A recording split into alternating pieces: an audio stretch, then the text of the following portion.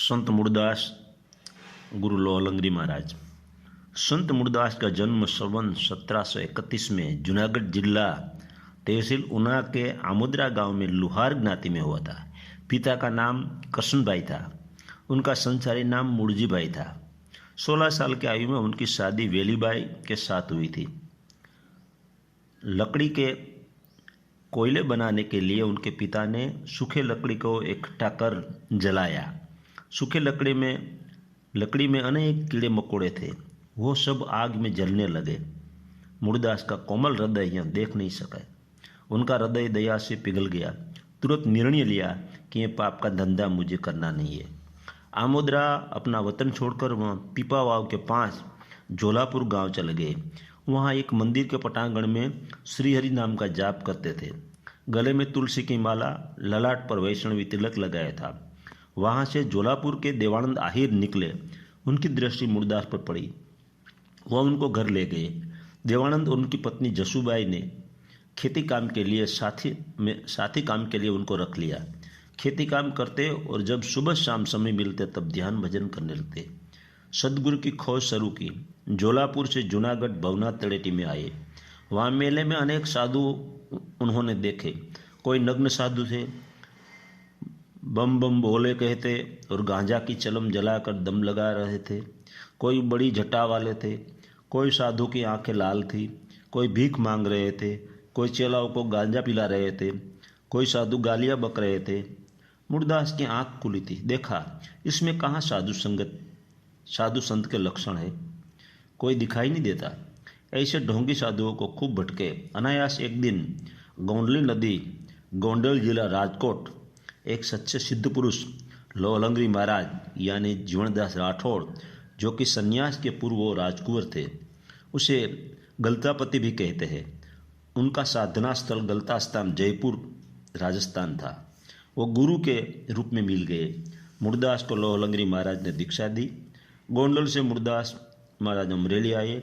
वहाँ ठेबी नदी के किनारे झोपड़ी बनाकर ध्यान भजन करने लगे।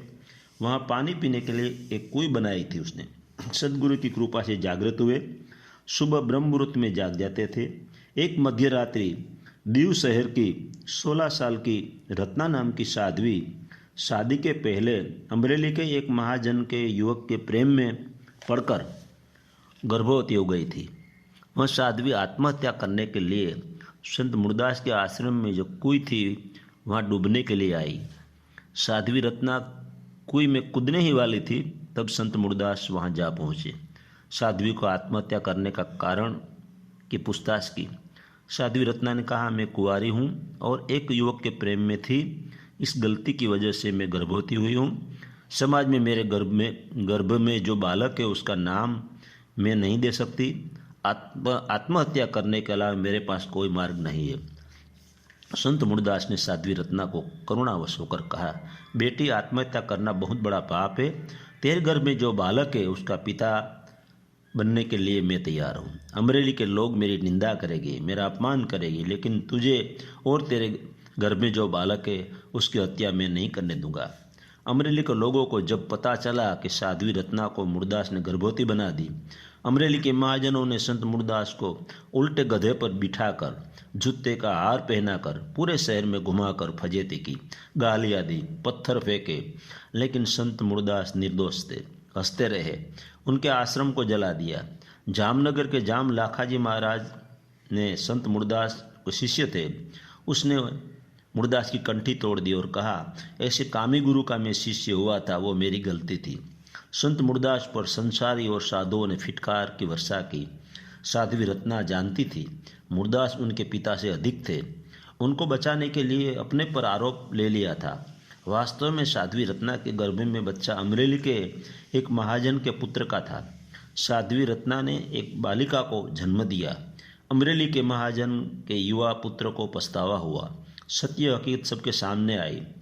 संत मुरदास निर्दोष थे। साध्वी रत्ना की बालिका का पिता वो युवक था।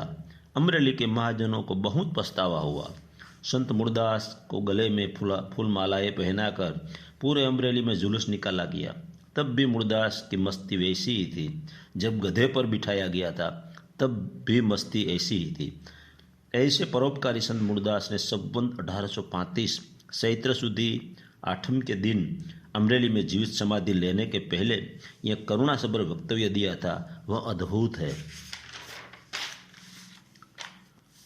आज का मूळदास आ धरतीना कणे कणने वृक्षोने पत्ताने अने आखा अमरेलीने वंदन करे छे।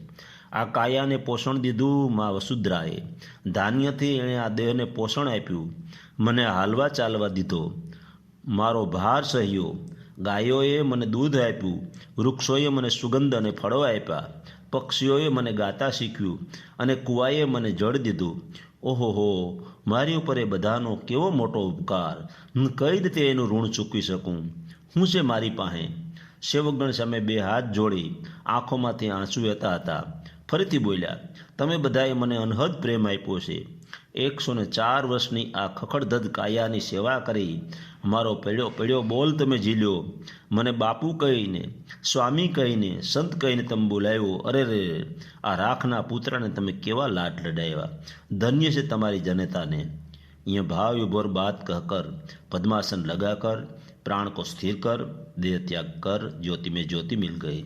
अमरेली में टावर चौक की गली में संत मूळदास की समाधि मंदिर आज भी मौजूद है। संत मूळदास की एक प्रख्यात वाणी सुनाता हूँ। तू तो आपे से आत्म राम रे, ए हिंडे खबर विनानो खोड़तो, ए मृग मोयो मायानी जाड़ रे, हाले जांजवाना जड़ दौड़तो, ए तारी तेणे न मांगी तरस रे, एवी अविद्या रूपी रात से तेमा जागशे कोई जन रे, एवी भूलवणीनी बात से। तू तो आपे जे आत्म राम रे, खबर विना ले खोड़तो, तारे मोहरूपी पलंग पर पाखंड रूपी पोढ़वा, ए अज्ञान स्त्रीनो संग रे, ऊपर लोभ पसेड़ो ढवा, ए तू आपे से आत्म राम रे, ए दीदा कबूधी ना कमाड़ रे, आदि भोगड़ बीड़ी ब्रह्मनी, तूने वाली विषयनी वात रे, तेने संग न छूटे श्रमनी, ए दूत आपे से आत्म राम रे, खबर विना ले कोड़तो, तारे वेदनी साथे खेद रे, हासी करे हरिजननी, ज्यारे जाहो जमड़ा ने द्वार रे, मोटे काम नहीं आवे मननी, ए दूध आपे आत्म राम रे, खबर विना ले खोड़तो, तारे तपे त्रिवेदी ना ताप रे, तारू मन घेराणू मन मन, केड़े कुटुंब ने परिवार रे, तूने गड़वा न दिए ज्ञान मान, ए दूत आपे से आत्म राम रे, ईंडे खबर विना खोड़तो, ए जो आदि अंते एक रे, जोता रूप जड़े नहीं जीवन, मूळदास कहे कयु मान रे, चित्त मां समरण कर एक शिवन, ए दूत आपे जे आत्म राम रे, हाल खबर विना नो खोड़तो, ए मृग मोयो मायानी जाड़ रे, ईंडे जांजवाना जड़ दौड़तो।